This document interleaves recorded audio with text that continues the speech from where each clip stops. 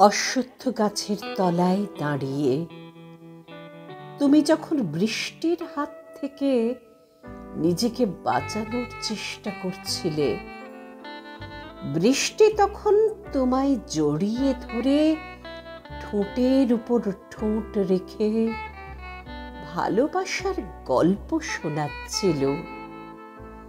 কপাল থেকে চুইয়ে পড়া জল তোমার সর্বাঙ্গ স্পর্শ করে তোমার পায়ে নিজেকে সঁপেছিল। আকাশ থেকে নেমে আসা ওই বৃষ্টির উপর আমার বড্ড হিংসে হচ্ছিল।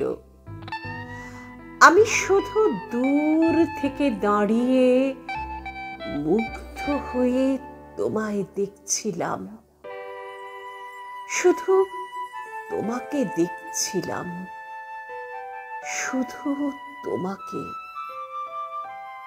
আমি যদি কবি হতাম, তোমাকে নিয়ে একটা কবিতার বই লিখে ফেলতাম। আমি যদি বৃষ্টি হতাম, তাহলে তোমাকে জড়িয়ে ধরে আমার ভালোবাসার গল্প শোনাতাম। তোমাকে জড়িয়ে ধরে আমার ভালোবাসার গল্প শোনাতাম।